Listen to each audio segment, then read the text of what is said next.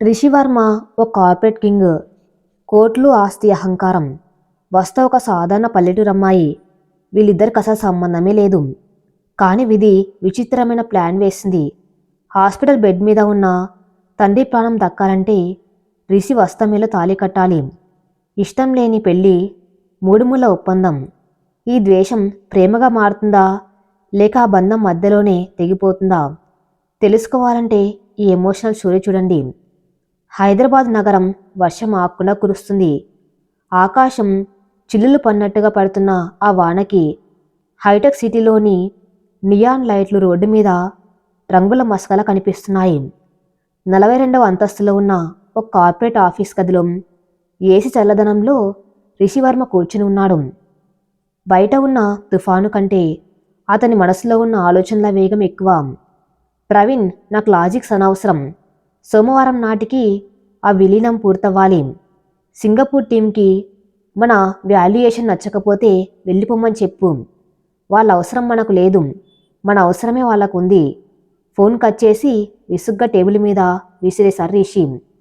కణతలు నొక్కిపెట్టి పట్టుకున్నాడు. వయసు 29 ఏళ్ళు. వర్మ ఇన్ఫ్రా అనే నిర్మాణ సామ్రాజ్యానికి ఇతనే రారాజు. తండ్రి సహాయం లేకుండా సొంత కాళ్ళ మీద నిలబడి ఈ స్థాయికి వచ్చాడు. తను నిర్మించే భవనాల్లాగే రిషి కూడా కఠినంగా, బలంగా, ఎవరికి అందనంత ఎత్తులో ఉంటాడు. అద్దాల కిటికీ దగ్గరికి వెళ్ళి కింద ట్రాఫిక్ని చూస్తూ ఉంటే అద్దంలో అతని ప్రతిబింబం కనిపించింది. ఖరీదైన సూటు, అలసిపోయిన కళ్ళు. 10 ఏళ్ల క్రితం తన డైరీలో రాసుకున్నవన్నీ సాధించాడు. డబ్బు, అధికారం, స్వేచ్ఛ.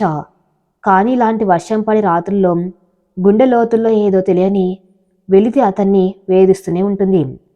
ఫోన్ మళ్ళీ మోగింది. ఆఫీస్ ఫోన్ కాదు, అతని పర్సనల్ నెంబర్. అది కేవలం 5గురికి మాత్రమే తెలుసు. స్క్రీన్ మీద అమ్మ అని పేరు మెరిసింది. రిషి ముఖం చిట్లించుకున్నాడు. ఇంటి నుంచి ఫోన్ వస్తుందంటే 2 కారణాలు ఉంటాయి. ఒకటి పెళ్లి చేసుకోమని సెంటిమెంట్ డైలాగులు, లేదా చుట్టాల గురించి అనవసరమైన కబుర్లు. ఫోన్ లిఫ్ట్ చేసి అమ్మ, నీ మీటింగ్లో ఉన్నాను, తర్వాత అని చెప్పాడు. రిషి అవతల వైపు అమ్మ గొంతులో భయం, వణుకు సుష్టంగా వినిపించాయి. రిషి, నువ్వు వెంటనే బయలుదేరి రావాలి. ఇప్పుడే. రిషి ఒక్కసారిగా స్తంభించిపోయాడు. ఏమైంది? నాన్నకేమైంది? ఆయన పొలంలో కుప్పగొలిపారు. పార్వతి ఏడుస్తూ చెప్పింది. ఛాతిలో నొప్పి అట, గుండెపోటు అని డాక్టర్లు అంటున్నారు. సిటీ హాస్పిటల్కి తీసుకెళ్తున్నాం. కానీ రిషి, ఆయన ఆక్సిజన్ మాస్క్ పెట్టుకోవడానికి నిరాకరిస్తున్నారు. నువ్వు వస్తావని మాట ఇస్తేనే చికిత్స తీసుకున్నాడట. రిషి చేతి పిడికిలి బిగుసుకుంది. రాఘవ్ వర్మ 5 ఏళ్ల క్రితం వ్యవసాయం కాదని ఆర్కిటెక్చర్ ఎంచుకున్నందుకు తనని ఇంటి నుండి గెంటేసిన తండ్రి. మట్టికి ద్రోహం చేశావని నిందించిన మనిషి. నేను వస్తున్నాను. రిషి గొంతులో గాంభీర్యం పెరిగింది. ఆయనకు చెప్పు నేను వస్తున్నానని. పిచ్చి పట్టుదల మానుకోమని చెప్పు. ఆయన స్పృహలో లేరు రిషి అంటూ అమ్మ ఏడుపు ఎక్కువైంది. ఫోన్ కట్ అయింది.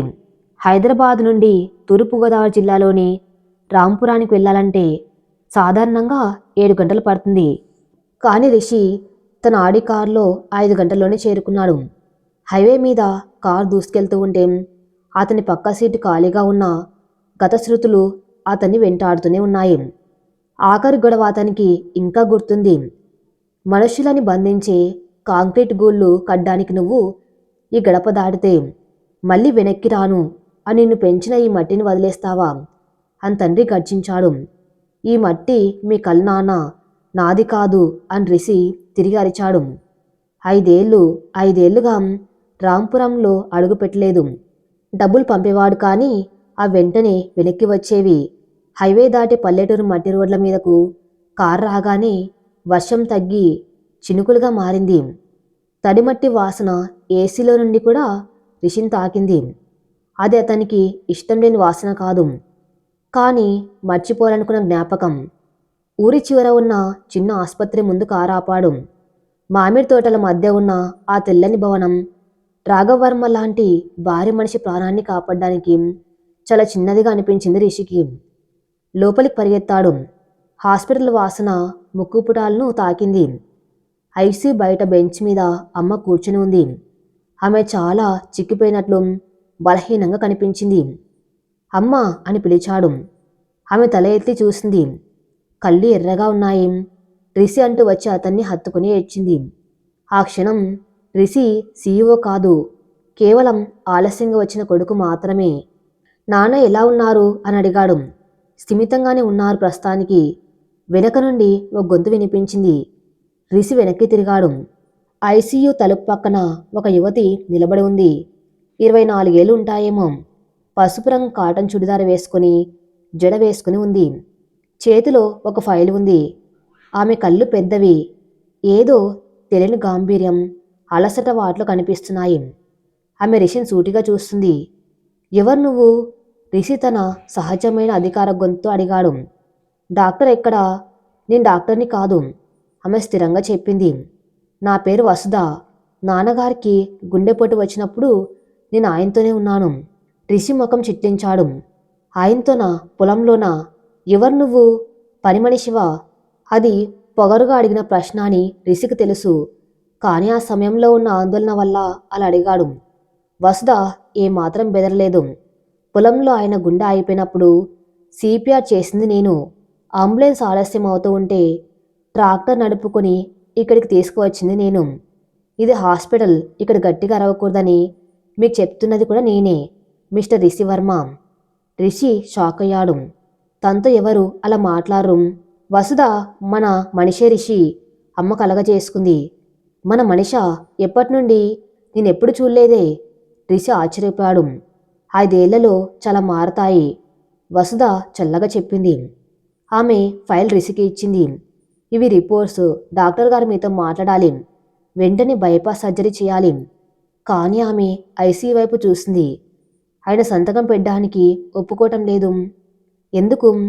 రిషి రిపోర్ట్స్ తిరగేస్తూ అడిగాడు. ఆయనకు ఓ కోరిక ఉందట. ఆ కోరిక తీరుస్తానని మీరు మాటిస్తేనే ఆపరేషన్ చేయించుకుంటారట. వసుధ తలదించుకొని చెప్పింది. ఏం కోరిక? వసుధ సమాధానం చెప్పలేదు. ఆమె పార్వతి వైపు చూసింది. అమ్మ కన్నీళ్లు పెట్టుకుంటూ తల తిప్పుకుంది. డాక్టర్ రిషిని ఐసీ లోపలికి అనుమతించాడు. రాఘవర్మ చుట్టూ వైర్లు, మానిటర్లు ఉన్నాయి. ఒకప్పుడు బియ్యం బస్తాలను అలవోగ్గా ఎత్తిన మనిషి ఇప్పుడు మంచానికి అతుక్కుపోయి ఉన్నాడు. రిషి తండ్రి చేతిని పట్టుకున్నాడు. ఆ చేతులు గరుగ్గా కష్టజీవికి నిదర్శనంగా ఉన్నాయి. నాన్న. రాఘవ్ కళ్ళు తెరిచాడు. చూపు మసగ్గా ఉన్న అందులో మొండితనం ఇంకా అలానే ఉంది. రిషిని చూసి సన్నగా నవ్వాడు. వచ్చావా? రాఘవ నీరసంగా అన్నాడు. మాట్లాడకు నాన్న, సర్జరీ జరగాలి. సంతకం పెట్టు, రిషి బతిమలాడు. నో సర్జరీ, రాఘవ మొండిగా అన్నాడు. పిచ్చి పనులు చేయకు, 3 బ్లాక్స్ ఉన్నాయి. సర్జరీ చేయకపోతే నేను చెప్పింది విను. రాఘవ గొంతులో అకస్మాత్తుగా బలం వచ్చింది. మానిటర్ వేగంగా బీప్ శబ్దం చేసింది. సరే సరే, నువ్వేం చెప్తే అది. ముందు శాంతించు. రాఘవ కిటికీ వైపు చూశాడు. బయట వసుధ నిలబడి ఆందోళనగా చూస్తుంది. ఆ అమ్మాయిని పెళ్లి చేసుకో, రాఘవ అన్నాడు. ఆ మాట గదిలో పాములా పేలింది. రిషి స్తంభించకపోయాడు. ఏంటి? ఎవర్ని? వసుధనా? ఆ అమ్మాయిని పెళ్లి చేసుకోవాలా? గత 3 ఏళ్లుగా నా ప్రాణం నిలబెట్టింది ఆ అమ్మాయే. రాఘవ ఆయాసపడుతూ చెప్పాడు. అనాథ బిడ్డ, నేను కూతుర్లా చూసుకున్నాను. నేను చనిపోతే దానికి ఎవరు ఉండరు. అలాగే నా కొడుకు ఒంటరిగా ఉండటం నేను చూడలేను. నాన్న, ఇది పిచ్చితనం. ఎవరో తెలియని అమ్మాయిని నేను పెళ్లి చేసుకోను. రిషి చేతిని విడిపించుకున్నాడు. ఇది ఒక ఒప్పందం రిషి, రాఘవ కళ్ళు మూసుకుంటూ అన్నాడు. నువ్వు ఆ అమ్మాయి మేల్లో తాళి కడితే నీ సర్జరీ పేపర్ల మీద సంతకం పెడతాను. లేదంటే నన్ను ఇలాగే చావనివ్వు. ఎమోషన్ బ్లాక్మెయిల్ చేస్తున్నావా? నన్ను లొంగ తీసుకోవడానికి చేస్తావా? రిషి అరిచాడు. నేను రైతుని రిషి, చలికాలం రాకముందే విత్తనాలు ఎలా నాటాలో నాకు తెలుసు.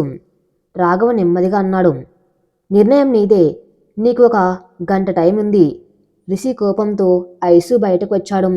తని కావాలని ఇరికించారని అతనికి అర్థమైంది. బయట బెంచ్ మీద కూర్చుని ఉన్న వస్తు దగ్గరికి ఆవేశంగా వెళ్ళాడు. నీకు ముందే తెలుసు కదా? రిషి గట్టిగా అడిగాడు. వసుధ టీ కప్పు కింద పెట్టి లేచింది. ఏం తెలుసు? నాటకాలాడకు. రిషి పళ్ళు కొరికాడు. పెళ్లి గురించి నాన్న తన ప్రాణాన్ని పణంగా పెట్టి నన్ను నీతో పెళ్లి కొప్పిస్తున్నారు. ఇదంతా నీ ప్లానే కదా? ఆస్తి కోసమా లేక సిటికి రావటానికా? ముసలివాణ్ణి మచ్చిక చేసుకుని ఇప్పుడు నన్ను ట్రాప్ చేస్తున్నావా? చల్లుమని శబ్దం. ఆసుపత్రి కారిడార్ మొత్తం ప్రధ్వనించేలా. వసుధ రిషి చెంప చెల్లుమనిపించింది. రిషి తల పక్కకు తిరిగింది. చెంప మంట పుట్టింది. అక్కడున్న నిశ్శబ్దం భయంకరంగా ఉంది. వసుధ కళ్ళల్లో నిప్పులు రగులుతూ ఉన్నాయి. ఆమె చేతులు వణుకుతున్నాయి. ఇంకో మాట మాట్లాడకు. వసుధ గొంతు వణుకుతుంది, కానీ అందులో భయం లేదు, కోపం ఉంది. నాన్నగారితో నాకున్న బంధాన్ని అవమానించే అర్హత నీకు లేదు. ఆయన ట్రాక్టర్ మీద నుండి పడిపోయినప్పుడు గాయాలు కడిగింది నేను. అమ్మకి డెంగ్యూ వచ్చినప్పుడు సేవ చేసింది నేను. ఆయన కంటి చూపు తగ్గినప్పుడు లెక్కలు చూసింది నేను. అప్పుడు నువ్వెక్కడున్నావు మిస్టర్ CEO? ఆమె ఒక అడుగు ముందుకు వేసింది. నువ్వు సిటీలో బిల్డింగ్లు కడుతూ ఉంటే ఇక్కడ నీ తల్లిదండ్రులు కృంగిపోతున్నారు. ఈ పెళ్ళి నాకు కూడా ఇష్టం లేదు. అసలు నీలాంటి పొగరుబోతుని స్వార్థపరుణ్ణి పెళ్లి చేసుకోవటం నా కర్మ. కానీ తప్పటం లేదు. రిషి షాక్లో ఉండిపోయాడు. తన్నెవరు కొట్టలేదు, ఎవరు ఇలా నిలదీయలేదు. అయితే వెళ్ళి ఆయనకు చెప్పు, పెళ్లి చేసుకునని చెప్పు. రిషి అరిచాడు. చెప్పాను. వస్త కళ్ళలో నీళ్ళు తిరిగాయి. కాళ్ళ వేళ పడి బతిమలాడాను, కానీ ఆయన వినడం లేదు. నువ్వు పెళ్లి చేసుకోకపోతే చనిపోవడానికి సిద్ధంగా ఉన్నాను. అది నువ్వు భరించగలవేమో, కానీ నేను భరించలేను. ఆయన నాకు తండ్రి లాంటి వారు. ఆయన ప్రాణం దక్కాలంటే నీలాంటి రాతి విగ్రహాన్ని పెళ్లి చేసుకోవటానికి కూడా నేను సిద్ధమే. ఆ ముఖం తిప్పుకుంది. రిషి అక్కడే శిలలా నిలబడిపోయాడు. కోపం తగ్గి వాస్తవం అర్థమైంది. తండ్రి బ్లఫ్ చేయటం లేదు, వస్త అబద్ధం చెప్పటం లేదు. అతను తల్లివైపు చూశాడు. పార్వతి ఏడుస్తుంది. రిషి కిటికీ వైపు వెళ్ళి వర్షాన్ని చూశాడు. కోట్ల విలువ చేసే డీల్స్ మాట్లాడిన నోరు ఇప్పుడు కట్టుబడిపోయింది. అతనికి రెండే దారులున్నాయి. ఒకటి వెళ్ళిపోవటం, దానివల్ల తండ్రి చనిపోతే ఆ పాపం జీవితాంతం వెంటాడుతుంది. 2 ఈ పెళ్లికి ఒప్పుకోవటం. ఒక కాంట్రాక్టు. రిషి మనసులో అనుకున్నాడు. దీన్ని ఒక బిజినెస్ డీల్ లాగానే చూద్దాం. అతను లోతైన శ్వాస తీసుకొని వసుధ వైపు తిరిగాడు. సరే, అతను చల్లగా అన్నాడు. వసుధ అతని వైపు చూసింది. నేను నిన్ను పెళ్లి చేసుకుంటాను, రిషి భావరహితంగా చెప్పాడు. కానీ ఒక్క విషయం గుర్తుపెట్టుకు వసుధ, ఇది కేవలం నా తండ్రి ప్రాణం కోసం చేస్తున్న ఒప్పందం. ఆయన కోలుకోగాని నువ్వు నేను విడిపోతాం. అర్థమైందా? వసుధ కొద్దిసేపు అతన్ని చూసింది. ఆమె కళ్ళల్లో కోపం పోయి విచారం కనిపించింది. అర్థమైంది, ఆమె మెల్లగా చెప్పింది. వెళ్ళి ఆయనకు చెప్పండి, సమయం లేదు. 1 వారం తర్వాత రిషి స్నేహితుల పెళ్లిలా అది ఆడంబరంగా జరగలేదు. డీజెల్ లేవు, డిజైన్ బట్టలు లేవు. ఐసీ వెయిటింగ్ రూమ్లోనే పెళ్లి జరిగింది. రాఘవర్మ సర్జరీ విజయవంతమైంది. కానీ ఆయన కళ్ళ ముందే పెళ్లి జరగాలని పట్టుబడ్డంతో ఆసుపత్రి వాళ్ళు అనుమతి ఇచ్చారు. రిషి మామూలు పట్టుపంచి లాల్చి వేసుకున్నాడు. వసుధ తన నానమ్మ నాటి పాత ఎరుపు రంగు చీర కట్టుకుంది. ఆమె చాలా అందంగా కానీ విషాదంగా కనిపిస్తుంది. హాస్పిటల్ నిబంధన ప్రకారం అగ్నిహోత్రం బదులు చిన్న దీపం వెలిగించారు. రాఘవర్మ వీల్చైర్లో కూర్చుని విజయ గర్వంతో నవ్వుతున్నాడు. మాంగళ్యం తంతునానేనా పూజారి మంత్రం చదువుతున్నాడు. రిషి మంగళసూత్రం చేతిలోకి తీసుకున్నాడు. వసుధ తలదించుకుని కూర్చుంది. ఆమె చేతులు వణుకుతున్నాయి. ఇది నాన్న కోసం చేస్తున్నా అని మనసులోనే పదే పదే అనుకున్నారు రిషి. అతను వంగి ఆ మెల్లో 3 ముళ్ళు వేశాడు. ఒకటి బాధ్యత కోసం, ఒకటి ప్రాణం కోసం, మరొకటి ఈ అనుకోని బంధం కోసం. అతని వేళ్ళు ఆ మెడకు తగలగానే ఇద్దరిలోనూ ఒక తెలియని విద్యతో ప్రవహించినట్లు అయింది. వసుధ ఉలిక్కిపడింది. పెళ్ళైపోయింది. వారిప్పుడు భార్యాభర్తలు. ఒక మొండి తండ్రి కోరిక వల్ల ఆసుపత్రి కాగితాల సాక్ష్యం ఒకటేనా 2 దారులు. ఇప్పుడు పెద్దవాళ్ల కాళ్ళకు నమస్కరించండి, పూజారి చెప్పాడు. వసుధ సంశయిస్తూనే రిషి పాదాలను తాకింది. రిషి ఇబ్బందిగా వెనక్కి తగ్గాడు. ఇప్పుడు నేను ప్రశాంతంగా చచ్చిపోవచ్చు, రాఘవ్ నవ్వుతూ అన్నాడు. ఆమెను ఇంటికి తీసుకెళ్ళు రిషి, ఇక ఆమె బాధ నీదే. రిషి ఇల్లు హైదరాబాద్లోని పెంట్ హౌస్, వస్త ఇల్లు ఈ పల్లెటూరు. ఆ రాత్రి భోజనం గదిలో వాతావరణం చాలా ఇబ్బందికరంగా ఉంది. తండ్రి ఇంకా ఆసుపత్రిలోనే ఉన్న రిషిని వస్తని పాత ఇంట్లోనే ఉండమని పంపించారు. గది నిండా మల్లెపూల వాసన. రిషి గదిలోకి వచ్చాడు. వస్త అప్పటికే కిటికీ దగ్గర నిలబడి వెన్నెల కురుస్తున్న పొలాలను చూస్తుంది. నగలు తీసేసింది. కేవలం మెల్లో తాళి, కాళ్లకు మెట్టెలు మాత్రమే ఉన్నాయి. తలుపు శబ్దం కాగానే ఆమె తిరిగింది. నువ్వు మంచం మీద పడుకో, రిషి తన కోటు విప్పుతూ అన్నాడు. నీ సోఫా మీద పడుకుంటాను. నేను కింద పడుకుంటాను, వస్త మెల్లగా చెప్పింది. వద్దు, మంచం మీద పడుకో, రిషి విసుగ్గా అన్నాడు. చూడు వస్తా, మనం కొన్ని విషయాలు మాట్లాడుకోవాలి. నాకు తెలుసు, ఆమె అడ్డు చెప్పింది.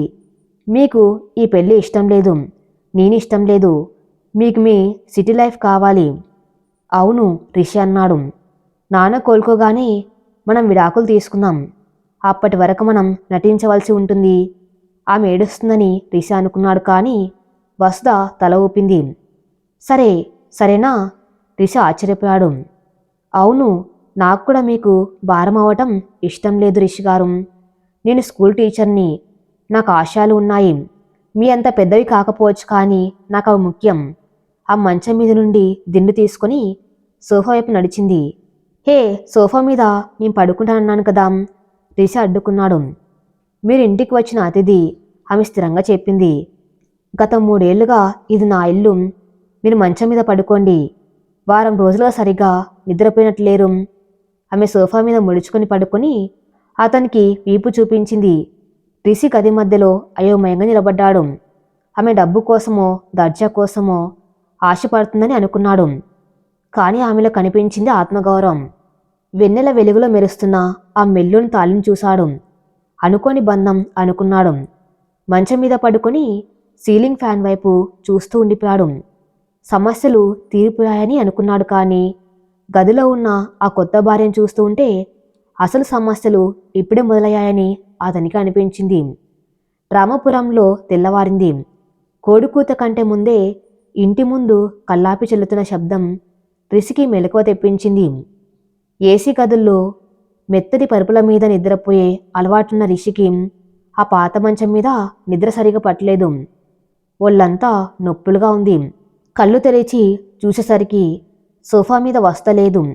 దిండు దుప్పటి నీటిగా మడతపెట్టి ఉన్నాయి. అతను లేచి కిటికీ దగ్గరికి వెళ్ళాడు.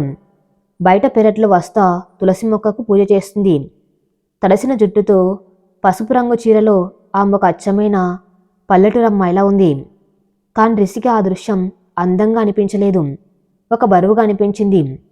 ఈ నాటకం ఎంత త్వరగా ముగిస్తే అంత మంచిది అని గొనుక్కుంటూ బాత్రూంలోకి వెళ్ళాడు. స్నానం చేసి బయటకు వచ్చేసరికి హాల్లో సందడి నెలకొంది. చుట్టుపక్కల ఆడవాళ్ళు, బంధువులు కొత్త జంటను చూడ్డానికి వచ్చారు. రిషి రాగానే వాళ్ళందరూ నవ్వుతూ పలకరించారు. ఏమయ్య రిషి, పెళ్ళి ఇంత హడావిడిగా చేసుకున్నావు, కనీసం భోజనాలు కూడా పెట్టలేదు అని ఒక ఆవిడ నిష్ఠూరంగా అడిగింది. రిషికి చిరాకు వచ్చింది. పరిస్థితులు అలా ఉన్నాయి పిన్నిగారు అని క్లుప్తంగా సమాధానం చెప్పి తన ల్యాప్టాప్ బ్యాగ్ సర్దుకోసాగాడు. అంతలో వస్త కాఫీ కప్పుతో అక్కడికి వచ్చింది. ఆమెను చూడగానే ఆడవాళ్ల గుసగుసలు మొదలయ్యాయి. అదృష్టవంతురాలే వసుధ, ఆస్తులని చూసుకునేదానివి, ఇప్పుడు ఆస్తికే యజమానురాలివయ్యావు అని ఒకరు వెటకారంగా అన్నారు. రిషి ఆ మాట విన్నాడు. వస్త మొహంలో రంగు మారుతుందని అనుకున్నాడు, కానీ ఆమె చిరునవ్వు చెక్కు చెదరలేదు. నేను యజమానురాల్ని కాదమ్మా, ఇప్పటికీ బాధ్యత తీసుకునే మనిషిని. స్థానం మారింది కానీ గుణం మారలేదు కదా అని వస్త గట్టిగా కానీ మర్యాదగా సమాధానం చెప్పింది. ఆ గదిలో నిశ్శబ్దం ఆవరించింది. రిషి ఆశ్చర్యంగా ఆమె వైపు చూశాడు. ఆమెలో ఏదో తెలియని గాంభీర్యం ఉంది. మాటలతో అవతలి వాళ్ళ నోరు మోయించడం ఆమెకు బాగా తెలుసు అనిపించింది. బయలుదేరదామా? రిషి గడియారం చూసుకుంటూ అన్నాడు. నాకు సాయంత్రం ఒక కాన్ఫరెన్స్ కాల్ ఉంది. హైదరాబాద్ వెళ్లే ముందు వారు ఆసుపత్రికి వెళ్లారు. రాఘవ్ వర్మ ఐసీయూ నుండి జనరల్ రూమ్కి షిఫ్ట్ అయ్యారు. జాగ్రత్త నాన్న, రిషి తండ్రి చేతిని పట్టుకొని చెప్పాడు. అమ్మ ఇక్కడే ఉంటుంది, నేను డాక్టర్లతో మాట్లాడతాను. ఏం అవసరమున్నా ఫోన్ చేయండి. రాఘవ్ వర్మ తల ఊపారు. ఆయన చూపు వస్త మీద పడింది. ఆమె కళ్ళల్లో నీళ్లు తిరుగుతున్నాయి. వెళ్ళొస్తాను మామయ్య గారు. ఆమె గొంతు వణుకుతుంది. ఇన్నేళ్లుగా ఆమెకు అదే ఇల్లు, ఆయనే తండ్రి. ఇప్పుడు ఆ బంధాన్ని వదిలి వెళ్ళటం ఆమెకు నరకంగా ఉంది. ఏడవకు తల్లి. రాఘవ ఆమె చేతిని రిషి చేతిలో పెట్టాడు. వాడు మొండివాడు, కోపిష్టి, కాని చెడ్డవాడు కాదు. వాణ్ణి నువ్వే మార్చాలి. రిషి చేతిని వెనక్కి లాక్కోవాలని అనుకున్నాడు. కాని తండ్రి ఆరోగ్యం గుర్తొచ్చి మౌనంగా ఉండిపోయాడు. పద, రిషి అన్నాడు. వసుధ చివరిసారిగా రాఘవ్ వైపు, పార్వతి వైపు చూసి కన్నీళ్లు తుడుచుకుంటూ గది బయటకు వచ్చింది. కారు పార్కింగ్లో ఆడి Q7 ఇంజన్ స్టార్ట్ అయింది. వసుధ వెనక సీట్లో కూర్చోబోతుంటే రిషి అద్దం దించి ముందు కూర్చో అన్నాడు. పర్లేదు, నేను వెనక. నేను నీ డ్రైవర్ని కాదు వస్తా. ఇది నా కారు. ముందు కూర్చో, రిషి కఠినంగా చెప్పాడు. వసుధ మౌనంగా ముందు సీట్లో కూర్చుంది. ఆమె ఒడిలో ఒక చిన్న సంచి ఉంది. అందులో దేవుడి ప్రసాదం, ఆమెకు ఇష్టమైన పుస్తకాలు ఉన్నాయని రిషికి తెలియదు. కారు రాంపురం దాటి హైవే మీదకు దూసుకెళ్ళింది. ప్రయాణం కారులో ఏసీ చల్లదనం, నిశ్శబ్దం రెండు పోటీ పడుతున్నాయి. రిషి ఇంగ్లీష్ రాక్ మ్యూజిక్ పెట్టాడు. ఆ శబ్దానికి వస్తా ఇబ్బందిగా కదిలింది. కానీ నోరు మెదపలేదు. ఆమె కళ్ళు కిటికీ బయట పెరుగుతున్న పొలాల మీదే ఉన్నాయి. ప్రతి చెట్టు, ప్రతి పొలం ఆమెకు వేడుకలు చెబుతున్నట్టుగా అనిపించింది. గంట తర్వాత రిషికి ఆఫీస్ నుండి కాల్ వచ్చింది. అతను బ్లూటూత్ ఆన్ చేసి మాట్లాడడం మొదలుపెట్టాడు. నేను చెప్పాను కదా విక్రమ్, ఆ టెండర్ మనకే రావాలి. మినిస్టర్ అపాయింట్మెంట్ దొరక్కపోతే బ్రేక్ చెయ్యి. లంచం ఇస్తావో బెదిరిస్తావో నాకు అనవసరం. I want results. అతని గొంతులో ఉన్న క్రూరత్వం చూసి వస్త భయపడలేదు, కానీ అసహించుకుంది. డబ్బు కోసం, అధికారం కోసం మనిషి ఇంతలా దిగజారాలా అని ఆమెకు అనిపించింది. మధ్యాహ్నం అయ్యేసరికి ఆకలి మొదలైంది. రిషి కార్ని ఒక పెద్ద ఫుడ్ కోర్ట్ దగ్గర ఆపాడు. అక్కడ KFC, పిజ్జా హట్, కాఫీ షాపులు ఉన్నాయి. దిగు, లంచ్ చేద్దాం, రిషి అన్నాడు. వసుధ తన సంచిని పట్టుకొని దిగింది. లోపల రిషి ఒక బర్గర్, కోక్ ఆర్డర్ చేశాడు. నీకేం కావాలి, పిజ్జా తింటావా అని అడిగాడు. వద్దు. వసుధ సంచిలో నుండి ఒక స్టీల్ బాక్స్ తీసింది. నేను పులిహోర తెచ్చుకున్నాను, అమ్మమ్మ చేసింది. రిషి చుట్టుపక్కల చూశాడు. హై క్లాస్ జనమున్నారు. వసుధ స్టీల్ బాక్స్ తెరిచి పులిహోర తినడం అతనికి ఇబ్బందిగా అనిపించింది. ఇక్కడ బయట ఫుడ్ తినకూడదు వసుధ, ఇది రెస్టారెంట్. రిషి కోపంగా గుసగుసలాడాడు. నేనెవరిని ఇబ్బంది పెట్టట్లేదు కదా. నాకు ఈ పిజ్జాలు బర్గర్లు పడవు. మీకు ఇష్టమైతే తినండి, నేను తింటాను అని ఆమె ప్రశాంతంగా చెప్పింది. రిషికి ఆ మొండితనం అర్థమైంది. ఆమెతో గొడవపడ్డం కన్నా మౌనంగా ఉండటం మేలనిపించింది. తన బర్గర్ తాను తినడం మొదలుపెట్టాడు. ఆమె ఆకలితో ఉన్న పులిహోర తింటూ ఉంటే ఆమె కళ్ళల్లో తృప్తి కనిపించింది. రిషి ఖరీదైన బర్గర్ తింటున్నా అతని ముఖంలో అసంతృప్తి ఉంది. నువ్వు నాతో హైదరాబాద్ వస్తున్నావు, కానీ నీ పల్లెటూరు అలవాట్లు మాత్రం వదలవు, రిషి వెటకారంగా అన్నాడు. మనిషి ఎక్కడికి వెళ్ళినా తన మూలాలను మర్చిపోకూడదు, వసుధ జవాబిచ్చింది. మీరు మర్చిపోయారు కాబట్టి మీకు ఆ మాట విలువ తెలియదు. రిషి బర్గర్ సగంలోనే ఆపేసి లేచి వెళ్ళిపోయాడు. వసుధ బాక్స్ మూత పెట్టి నీళ్లు తాగి అతన్ని వెంబడించింది. సాయంత్రం 5 గంటలకు కారు హైదరాబాద్ ట్రాఫిక్లో చిక్కుకుంది. హారన్ల మోత, దుమ్ము, పొగ వసుధకు ఊపిరాడినట్లు అనిపించింది. కిటికీలు మూసేసి ఉన్నాయి కాబట్టి సరిపోయింది, కానీ లేకపోతే ఆమెకు వాంతులయ్యేవేమో. గచ్చిబౌలిలోని ఒక ఎత్తైన స్కై స్కేపర్ ముందు కారు ఆగింది. వర్మ టవర్స్ అని పెద్ద బోర్డు ఉంది. దిగు, రిషి అన్నాడు. వసుధ ఆకాశాన్ని తాకుతున్న ఆ భవనాన్ని చూసి ఆశ్చర్యపోలేదు, భయపడింది. మనుషులు ఇంత ఎత్తులో నేలకు దూరంగా ఎలా బతుకుతున్నారో ఆమెకు అర్థం కాలేదు. లిఫ్ట్ వేగంగా 42వ అంతస్తుకి చేరింది. రిషి వేలిముద్రలతో తలుపు తెరుచుకుంది. అది ఇల్లు కాదు, ఒక 5 స్టార్ హోటల్ లాబీలా ఉంది. అంత తెలుపు, గ్రే రంగు, ఖరీదైన సోఫాలు, పెద్ద టీవీ, గోడల నిండా మోడర్న్ ఆర్ట్ పెయింటింగ్స్. ఎక్కడ ఒక పువ్వు కానీ పచ్చదనం కానీ లేదు. పూర్తిగా కృత్రిమంగా ఉంది. Welcome to my ward Rishi అన్నాడు. కానీ అతని గొంతులో ఆహ్వానం లేదు. అతను చెప్పులు విడిచి లోపలికి నడిచాడు. వస్త కూడా చెప్పులు విడిచి గడప దాటింది. ఆ చల్లని మార్బుల్ నేల ఆమె పాదాలకు తాకుతూ ఉంటే ఏదో తెలియని చలి ఆమె గుండెలోకి పాకింది. రా, నీ గది చూపిస్తాను. రిషి ఒక కారిడార్ గుండా నడిచాడు. చివర ఉన్న ఒక గది తలుపు తీశాడు. ఆ చాలా పెద్ద గది. King size bed, attached bathroom, పెద్ద బాల్కనీ. ఇది గెస్ట్ రూమ్. ఇకపై ఇది నీ గది, రిషి చెప్పాడు. నా గది ఆ వైపు ఉంటుంది. నా పర్మిషన్ లేకుండా నా గదిలోకి రాకూడదు. వసుధ గదిలోకి అడుగుపెట్టింది. వసుధ, రిషి పిలిచాడు. ఆమె వెనక్కి తిరిగింది. మనం కొన్ని రూల్స్ మాట్లాడుకోవాలి. రిషి చేతులు కట్టుకొని నిలబడ్డాడు. నెంబర్ 1, ఈ ఇంట్లో నేను నువ్వు భార్యాభర్తలుగా కాదు, రూమ్మేట్స్ లాగా ఉంటాం. నెంబర్ 2, నా బిజినెస్ విషయాల్లో, నా పర్సనల్ లైఫ్లో నువ్వు జోక్యం చేసుకోకూడదు. నెంబర్ 3, ఎవరైనా అడిగితే మనం సంతోషంగా ఉన్నామని చెప్పాలి. అండర్స్టాండ్? వసుధ అతని కళ్ళల్లోకి సూటిగా చూసింది. మీరు భయపడకండి రిషి గారు. నాకు మీ మీద కానీ మీ ఆస్తి మీద కానీ ఎలాంటి హక్కులు వద్దు. నాన్నగారు కోలుకునే వరకు మాత్రమే నేను ఇక్కడ ఉంటాను. ఆ తర్వాత నేను నా దారి చూసుకుంటాను. గుడ్, రిషి తల ఊపాడు. ఫ్రిడ్జ్లో ఫుడ్ ఉంటుంది, లేదా ఆన్లైన్లో ఆర్డర్ చేసుకోం. నాకు ఇప్పుడు అర్జెంట్ మీటింగ్ ఉంది. రాత్రికి రావటం లేట్ అవుతుంది. నా కోసం వెయిట్ చేయొద్దు. అతను వెనక్కి తిరిగి చూడకుండా వెళ్ళిపోయాడు. ప్రధాన ద్వారం మోసుకున్న శబ్దం ఆ పెద్ద ఇంట్లో ప్రధ్వనించింది. వస్త ఒక్కతే మిగిలిపోయింది. ఆమె తన గదిలో ఉన్న మంచం మీద కూర్చుంది.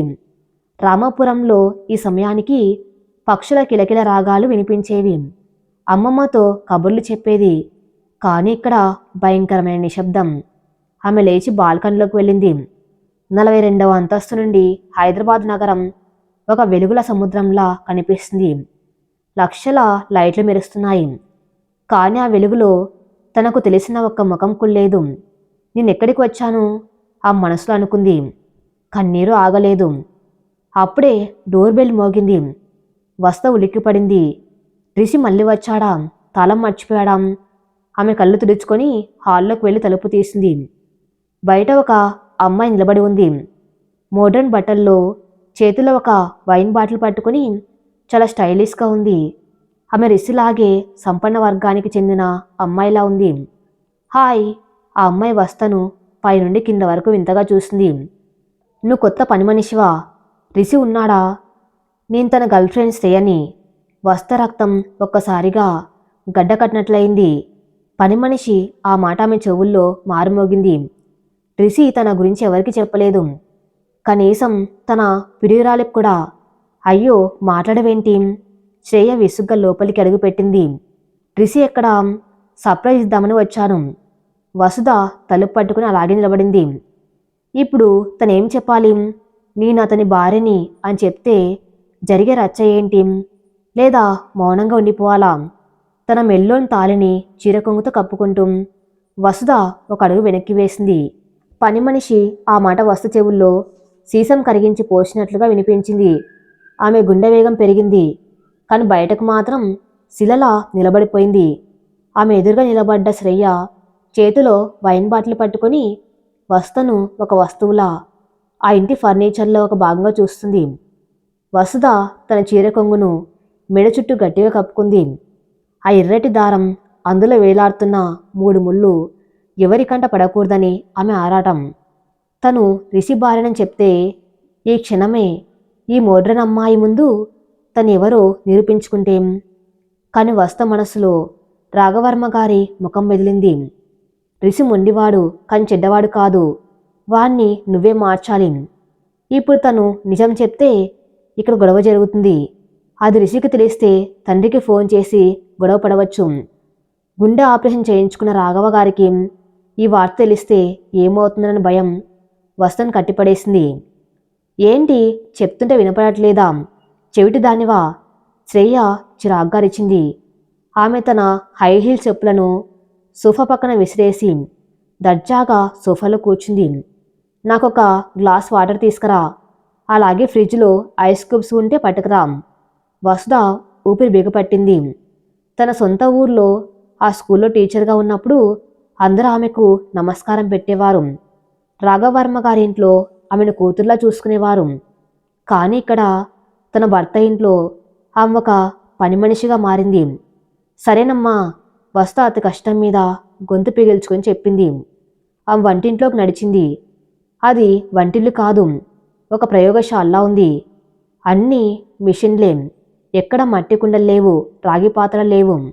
అన్నీ స్టీల్ గ్లాసు. ఫ్రిడ్జ్ తెరిచి నీళ్ళ బాటిల్ తీసింది. గ్లాసులో నీళ్లు పోస్తూ ఉంటే ఆమె చేతులు వణికాయి. ఇది కేవలం నీళ్ళివ్వటం కాదు, తన ఆత్మగౌరవాన్ని తాకట్టు పెట్టడం. హాల్లోకి వచ్చి శ్రేయ ముందు టీపాయ్ మీద గ్లాస్ పెట్టింది. థ్యాంక్స్. శ్రేయ మొబైల్ చూస్తూ నిర్లక్ష్యంగా అంది. నువ్వు కొత్తగా చేరావా? ఇంతకుముందు ఉన్న మేడ్ సరిగ్గా పనిచేయటం లేదని రిషి చెప్పాడు. నీ పేరేంటి?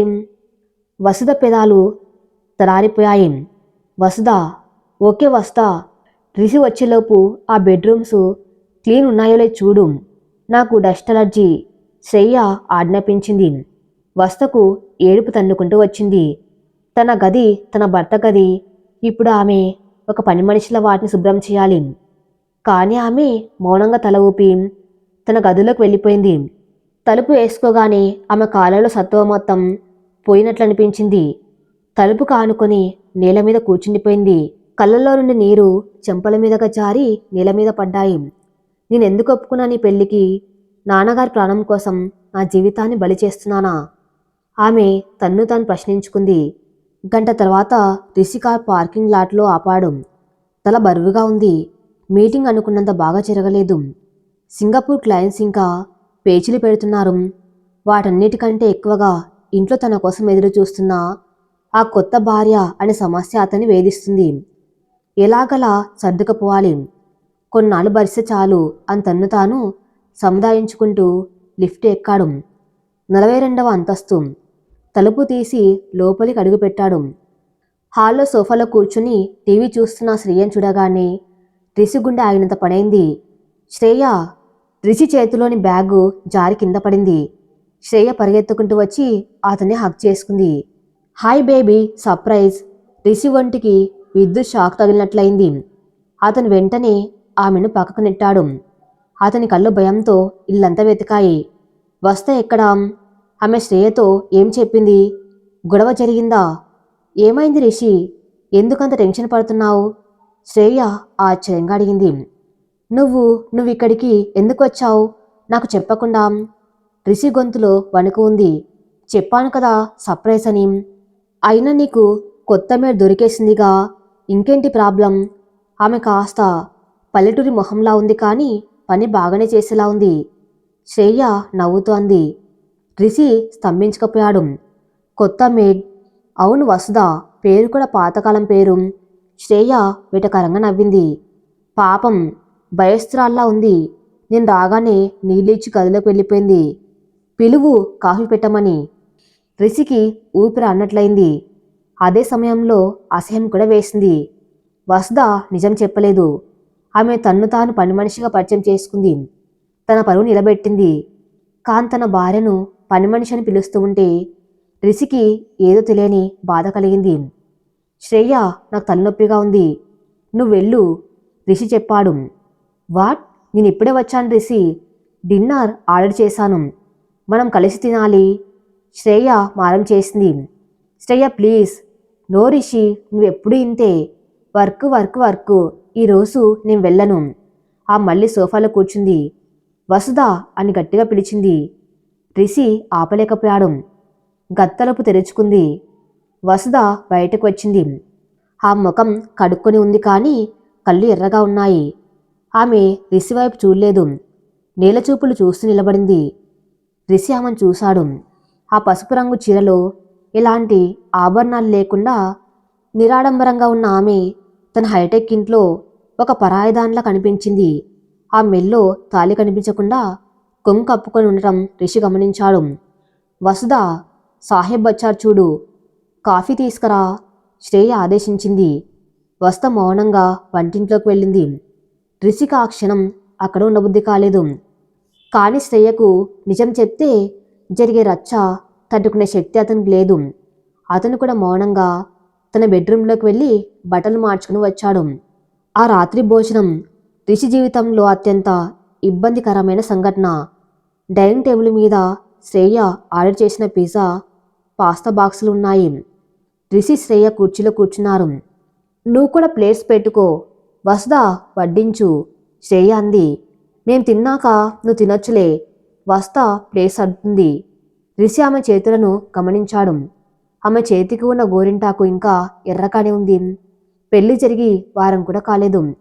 ఒక భార్యగా పక్కన కూర్చుని తినవలసిన ఆమె ఇప్పుడు వారికి వడ్డిస్తుంది. చాలు శ్రేయ, ఆమెను వెళ్ళమను, మనం సర్వ్ చేసుకోగలం, రిషి కోపంగా అన్నాడు. పర్లేదు రిషి గారు, అది నా బాధ్యత. వసుధ మొదటిసారి నోరు విప్పింది. ఆమె గొంతులో వణుకు లేదు, ఒక రకమైన తెగింపు ఉంది. మీరు తినండి. ఆమె పిజ్జా ముక్కను రిషి ప్లేట్లో వేసింది. రిషి ఆమె కళ్ళలోకి చూడడానికి ప్రయత్నించాడు, కానీ ఆమె అతన్ని చూడడం లేదు. ఆమె చూపు శూన్యంలో ఉంది. రిషికి గొంతు దిగలేదు. ఈ పిజ్జా చాలా బాగుంది కదా రిషి, శ్రేయ అడిగింది. నాకు ఆకలిగా లేదు. రిషి ప్లేట్ పక్కన పెట్టేసి లేచాడు. ఏమైంది నీకు, వచ్చినప్పటి నుండి వింతగా ప్రవర్తిస్తున్నావు? శ్రేయకు కోపం వచ్చింది.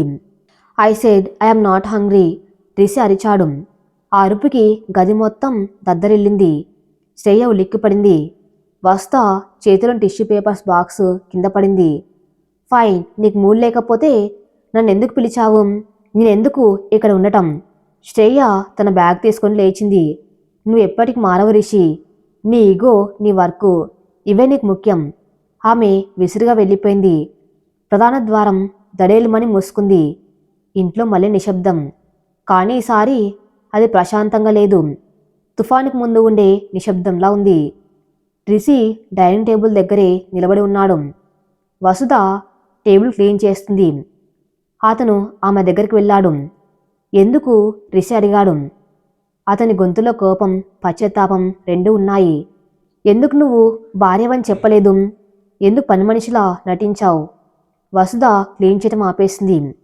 ఆమె నెమ్మదిగా తల ఎత్తి రిషిని చూసింది. ఆమె కళ్ళల్లో ఇప్పుడు నీళ్ళు లేవు, కేవలం అగ్ని ఉంది. చెప్తే ఏం చేసేవారు రిషి గారు? ఆమె సూటిగా అడిగింది. ఆమె మీ గర్ల్ ఫ్రెండ్ అని నాకు తెలియదు. మీరు నాతో ఆ విషయం చెప్పలేదు. మనం రూమ్మేట్స్లా ఉంటామన్నారు, కానీ మూడో మనిషి ఉంటారని చెప్పలేదు. అది నేను చెప్పడం మర్చిపోయాను. రిషి తలబడ్డాడు. మర్చిపోయారా? పెళ్ళైన భార్యకి తన భర్త జీవితంలో మరొక స్త్రీ ఉందన్న విషయం చెప్పడం మర్చిపోయారా? వసుధ గొంతు పెరిగింది. నేను పల్లెటూరు దాన్ని కావచ్చు, చదువులేని దాన్ని అనుకుంటున్నారేమో, కానీ నాకు సంస్కారం ఉంది. ఆ అమ్మాయి ముందు నేను అతని భార్యనని చెప్పి మిమ్మల్ని మీ నాన్నగారి పెంపకాన్ని చులకం చేయటం నాకు ఇష్టం లేక మౌనంగా ఉన్నాను. రిషికి మాట రాలేదు. ఆ మాటలు తూటల్లో తగులుతూ ఉన్నాయి. మీరు మీ బిజినెస్ డీల్స్ కోసం అబద్ధాలు ఆడతారేమో, కానీ నేను మనుషుల కోసం, విలువల కోసం బతుకుతాను. ఈరోజు నేను పని మనిషిలా నటించింది మీ పరువు కాపాడడానికి. నాది కాదు. మీ పరువు పోతే అది నా తండ్రి లాంటి మీ నాన్నగారికి అవమానం. అందుకే భరించాను. ఆమె తన మెల్లోని తాళిని బయటకు తీసింది.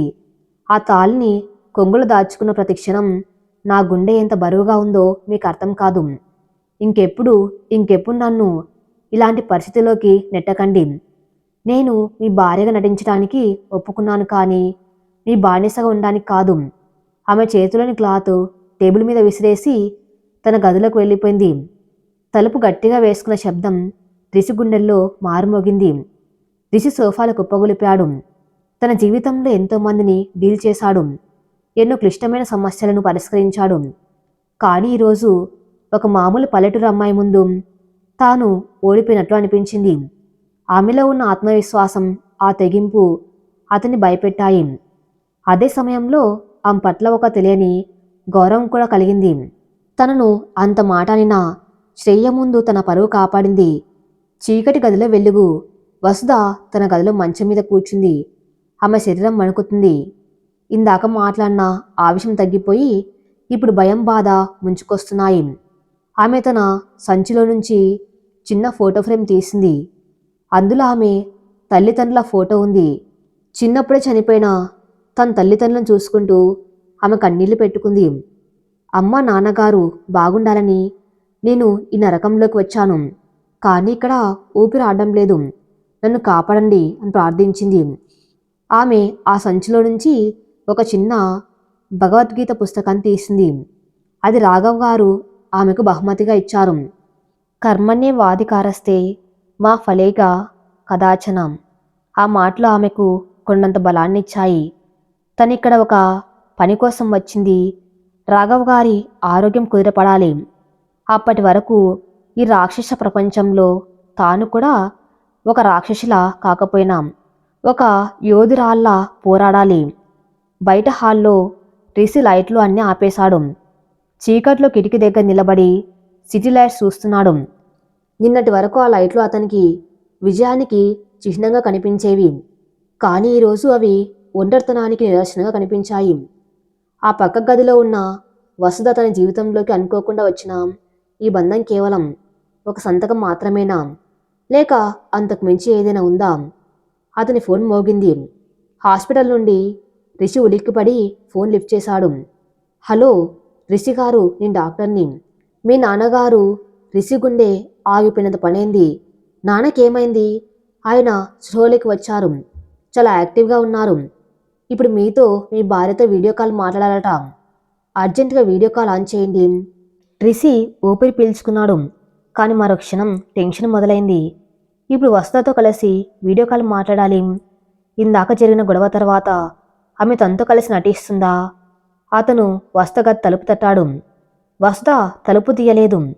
వసుధ ప్లీజ్ తలుపు తీయి, నాన్న లైన్లో ఉన్నారు, వీడియో కాల్ మాట్లాడాలి. నిశ్శబ్దం.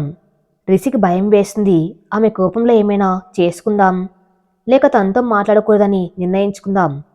వసుధ, నేను తప్పు చేశాను, ఐఎమ్ సారీ, ప్లీజ్ తలుపు తీ, నాన్న కోసం. తలుపు గడియ తీసిన శబ్దం వినిపించింది. వసుధ తలుపు తీసింది. ఆ మొహం కడుక్కొని నుదుట చిన్న బొట్టు పెట్టుకుంది. జుట్టు సరిచేసుకుంది. చీర కొంగు సరిగా కప్పుకుంది. ముఖంలో ఇందాకటి కోపం లేదు, కేవలం ప్రశాంతత ఉంది. పదండి, ఆమె అంది. రిషి ఆమెను ఆశ్చర్యంగా చూశాడు. నిమిషాల క్రితం కాళికాదేవిలా ఉన్న ఆమె ఇప్పుడు మళ్ళీ బాధ్యత గల కోడలుగా మారిపోయింది. అతను ఫోన్లో వీడియో కాల్ ఆన్ చేశాడు. రాఘవర్మ ముఖం స్క్రీన్ మీద కనిపించింది. పక్కన పార్వతి కూడా ఉంది. నాన్న ఎలా ఉన్నారు? రిషి నవ్వుతూ అడిగాడు. నేను బాగున్నాన్రా, నా బంగారు తల్లి ఎక్కడా? రాఘవ్ అడిగాడు. రిషి ఫోన్ని వసుధ వైపు తిప్పాడు. రిషి ఆమె పక్కన నిలబడ్డాడు. వసుధ స్క్రీన్లో మామగారిని చూడగానే ఆమె కళ్ళలో నిజమైన ఆనందం మెరిసింది. మామయ్య గారు, ఆమె పిలిచింది. వసుధ, వాడు నిన్ను బాగా చూసుకున్నాడు కదా, ఏమైనా ఇబ్బంది పెడుతున్నాడా? రాఘవ అనుమానంగా అడిగాడు. రిషి గుండె వేగం పెరిగింది. వసుధ ఇప్పుడు ఏం చెప్తుంది?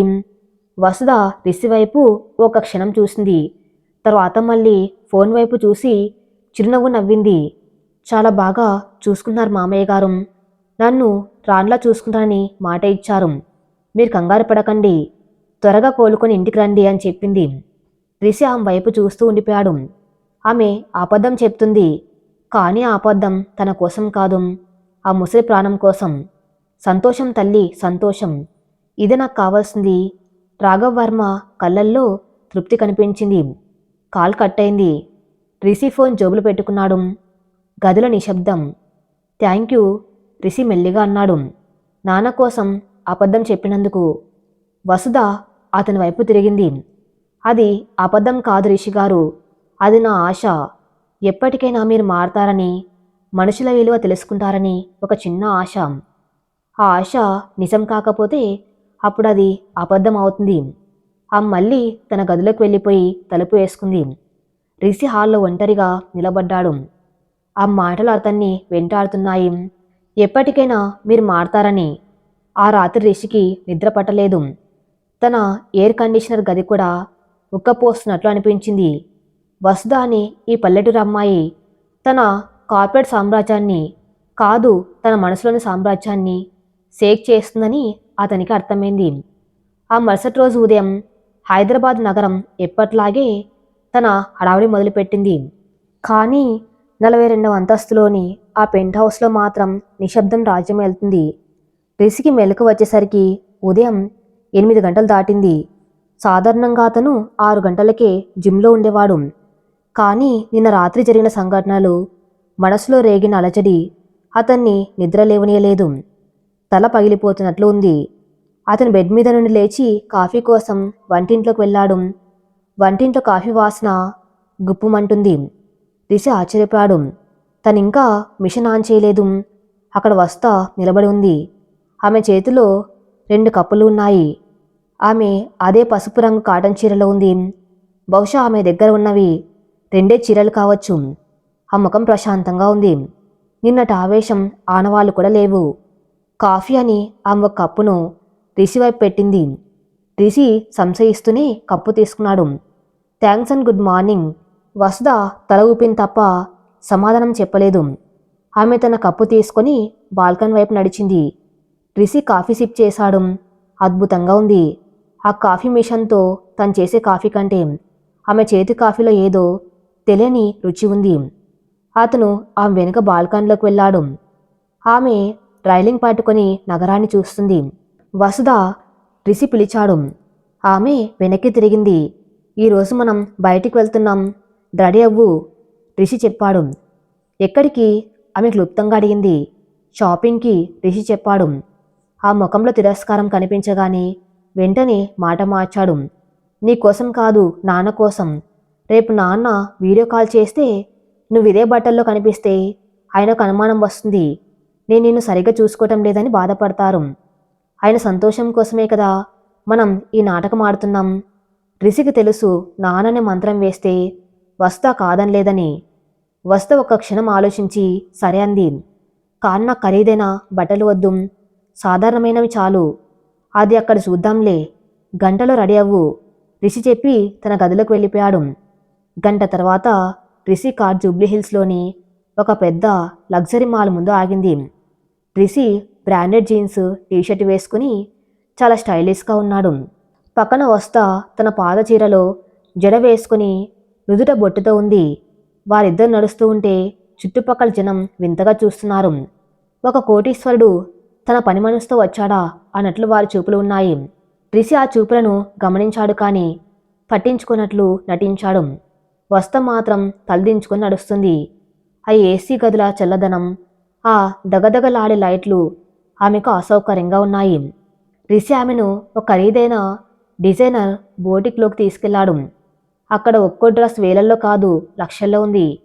నీకు నచ్చింది సెలెక్ట్ చేసుకో, రిషి అన్నాడు. వస్త కొన్ని డ్రెస్ల దగ్గరకు వెళ్ళింది. ధర పట్టిక చూసి ఆమె కళ్ళు బయర్లు కమ్మాయి. 25,000. ఆమె గట్టిగానే అరిచింది. ఒక చుడిదార్కి 25,000? రిషిగారు, ఇది అన్యాయం. ఇంత డబ్బుతో మా ఊర్లో 10 కుటుంబాలు నెల మొత్తం బతుకుతాయి. అక్కడ ఉన్న సేల్స్ గర్ల్స్ ఒకరి ముఖం ఒకరు చూసుకుని నవ్వుకున్నారు. వారి నవ్వుల వెటకారం శుష్టంగా ఉంది. రిషికి ఇబ్బందిగా అనిపించింది. వస్తా ప్లీజ్, గట్టిగా అరవకు. ది బ్రాండ్ క్వాలిటీ అలా ఉండదు. క్వాలిటీ అంటే ఏంటి? చిరిగిపోకుండా ఉండటమా? 25,000 డ్రెస్ వేసుకున్నా, 500 డ్రెస్ వేసుకున్నా మనిషి మారు కదా, వస్త వాదించింది. ఎక్స్క్యూజ్ మీ, ఒక సేల్స్ గర్ల్ జోక్యం చేసుకుంది. ఆమె వస్తను పైనుండి కిందకు అసహ్యంగా చూసింది. మేడం, ఇవి డిజైనర్ వేర్, మీ బడ్జెట్కి ఇవి సెట్ అవ్వవు అనుకుంటాం. బయట ప్లాట్ఫారం మీద తక్కువ రేటుకు దొరుకుతాయి, అక్కడ ట్రై చేయండి. ఆ మాట వినగానే రిషి రక్తం మరిగిపోయింది. వసుధ తన భార్య, ఆమెను అవమానించటం అంటే తను అవమానించడమే. వస్త ఏదో సమాధానం చెప్పబోయింది కానీ రిషి అడ్డుకున్నాడు. అతను సేల్స్ గర్ల్ దగ్గరికి నడిచాడు. అతని కళ్ళల్లో ఉన్న తీక్షణత చూసి ఆ అమ్మాయి భయపడింది. నువ్వు ఎవరితో మాట్లాడుతున్నావో తెలుసా? రిషి గొంతులో మంచులాంటి చల్లదనం, కత్తిలాంటి పదును ఉంది. ఆమె నా భార్య, మిసెస్ వస్త రిషివర్మ. ఆ గదిలో నిశ్శబ్దం ఆవరించింది. సేల్స్ గర్ల్ ముఖం తెల్లబడిపోయింది. Sorry sir, I did not know. తెలియకపోతే మర్యాదగా మాట్లాడాలి. మనిషి బట్టలు చూసి విలువ కడ్డం మానేయండి. మీ స్టోర్ మేనేజర్ని పిలువు, రిషి ఆదేశించాడు. వద్దు రిషిగారు. వస్తా అతని చెయ్యి పట్టుకుంది. ఆ అమ్మాయి ఉద్యోగం పోతుంది, వదిలేయండి. రిషి ఆమె వైపు చూశాడు. ఇందాక అంతలా అవమానించిన అమ్మాయిని కూడా వస్తా క్షమిస్తుంది. నువ్వు మరీ మంచిదానిలా ఉన్నావు వస్తాం. ఈ ప్రపంచంలో మంచితనాన్ని చేతకాంతనంగా చూస్తారు. రిషి అన్నాడు. చూనివ్వండి, వాళ్ళ దృష్టి దోషమది, నా తప్పు కాదు, వసుధ స్థిరంగా చెప్పింది. రిషి నిట్టూర్చాడు. సరే కానీ మనం ఇక్కడ కొనట్లేదు. అతను వసుధ చేయి పట్టుకొని ఆ షాప్ నుండి బయటకు వచ్చాడు. ఆ స్పర్శ అది చాలా సహజంగా జరిగింది. రిషికి కూడా అది వింతగా అనిపించలేదు. కానీ వసుధ మాత్రం అతని చేతి వెచ్చిదనాన్ని అనుభవిస్తూ మౌనంగా నడిచింది. మన తర్వాత ఏం జరగబోతుందో నెక్స్ట్ పార్ట్లో చూద్దాం. నెక్స్ట్ పార్ట్ కోసం నా ఛానల్ని ఫాలో అవుతూ ఉండండి. Thank you for listening.